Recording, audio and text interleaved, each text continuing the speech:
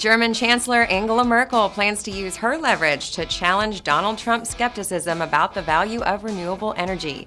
EDF Energy's boss of nuclear new build says the Hinkley project will relaunch nuclear in Europe. And Power Engineering Chief Editor Russell Ray joins me to discuss new and retrofitted coal. It's Friday, December 9th, and this is Power Today.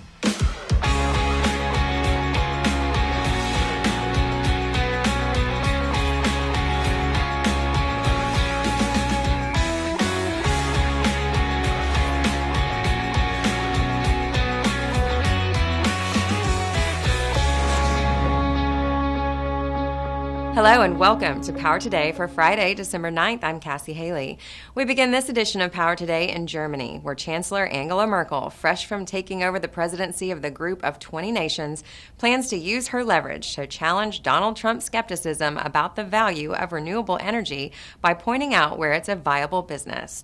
According to a senior German official, the strategy is aimed at reducing the risk that the American president-elect will upend work by Europe and the rest of the G20 to rein in greenhouse gases and advance the cause of low-pollution fuels.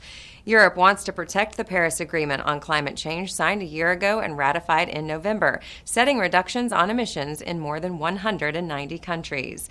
Trump pledged during the U.S. election campaign to cancel the pact, though he said he'd keep an open mind about it after winning the presidency in November. Ms. Merkel, a former environment minister who championed the Paris Agreement, signaled she'll challenge Trump's statements on global warming. PricewaterhouseCoopers LLP said in a report this month that Europe's biggest economy will create about 430,000 new jobs by 2020 as the nation's transition to renewable energy gains economic traction. German executives have said Trump may be swayed by economic arguments in favor of clean power. Energy SE Chief Executive Officer Peter Terrium told reporters in Frankfurt recently, "We're seeing that renewable power is becoming competitive in the U.S. and money talks there. It's a competitive technology whether Trump likes it or not." You can find more on this story and other renewable energy news and information from around the globe at renewableenergyworld.com. In other power news, the Hinkley project is making headlines once again. EDF Energy's boss of nuclear new build, Humphrey Hudson, recently stated that Hinkley Point C would play a crucial role in the battle against climate change and relaunch nuclear in Europe. Speaking at the Nuclear Industry Association's annual conference in London, he said EDF and its project partners were determined that Hinkley Point would play a role in reinvigorating the nuclear engineering sector and both the local and national economy. Hudson added that we are committed to making Hinkley Point C an engine for regional growth. We have the scope to make a huge difference to boost the nuclear industry in terms of jobs. We will leave a legacy that is not just the power station, but also skills. We're going to take a short break. When Power Today returns, Power Engineering Chief Editor Russell Ray joins me in the studio. Inside the Industry is up next. Stay with us. From December 13th through 15th, thousands will be in Orlando for the largest power industry show in the world, PowerGen International 2016. Hello, I'm Cassie Haley, host of the daily power news and information show, Power Today, and I'm here to tell you about a great way to get your message to the PowerGen audience. At this year's show, I'll be conducting content interviews with a select group of companies and thought leaders who recognize the importance of video in marketing their message. These one-on-one interviews will be featured on Power Today and will then be made available to use in any way you'd like.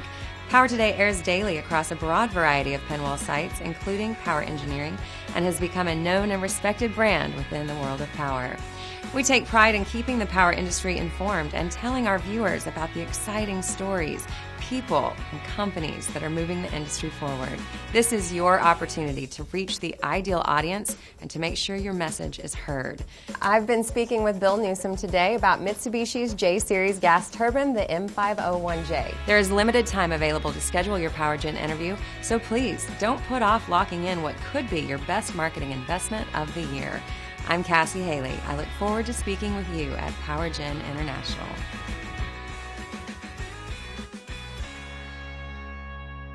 Welcome back.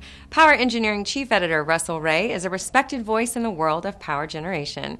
He recently joined me to discuss new and retrofitted coal. Here's today's Inside the Industry. Thanks for joining Inside the Industry. We're joined again today by Russell Ray, and we'll be talking about the Petronova project in Houston. That's right, Cassie. The Petronova project really represents what the future of coal-fired power could look like here in the U.S. In fact, the cover story for the December issue of Power Engineering will be about the Petronova project. The project is $1 billion project. It's essentially the installation of a carbon capture system on an existing coal-fired power plant, which is practical in today's world. NRG Energy owns and operates the plant. The plant is this is very timely because the carbon capture project is expected to be completed by the end of this month. So it's very timely. It's designed to capture about 1.6 million tons of carbon each year. And reduces the carbon output by 90%. So it's a project, it's a 50-50 joint venture between NRG Energy and the leading Japanese oil and gas exploration firm in Japan. The Department of Energy has contributed many millions of dollars to this project as well, which is a sign that this could be something very important to the future of power generation here in the U.S. Well, how does Petronova differ from the controversial Kemper County project? Yeah, a big difference is Kemper County is a brand new plant. It's a brand new coal gasification plant. Petronova is different. It's an existing coal-fired plant that's simply being retrofitted with CCS technology. The technology is very different. The Kemper plant converts coal into syngas, and the CO2 is captured before the gas is combusted. At the Petronova project, it's post-combustion. The CO2 is captured after the coal is combusted. So in the end, once this project is completed, this will be the largest post-combustion carbon capture project in the world. It's pretty impressive. Okay, and what do they do with that captured carbon? Well, that's another interesting part about this. The captured carbon is going to be piped about 82 miles to Jackson County, Texas, where they have a bunch of oil wells. And that captured carbon is going to be used, it's going to be injected into these marginal oil wells to produce the last remaining bits of oil from those wells. And it's estimated that those wells, that we could recover about 60 million barrels of oil using this process. The downside of that is the demand for this type of enhanced oil recovery may not be as great as we thought, given the current price of crude oil, which is very low. But this enhanced oil recovery is a great option for carbon capture, and could be a sign of things to come. Yeah, incredible technology. I look forward to reading the article coming out at the end of the month. And I look forward to seeing you again at Power Generation Week. Join us next week for more Inside the Industry. That's going to wrap things up for us on Power Today. Power Generation Week 2016 in Orlando, Florida is just days away. If you haven't already registered, there is still time to do so at www.power-gen.com. We look forward to seeing you there. For everyone at Power Today, have a great weekend. Join us again Monday at noon, 11 Central.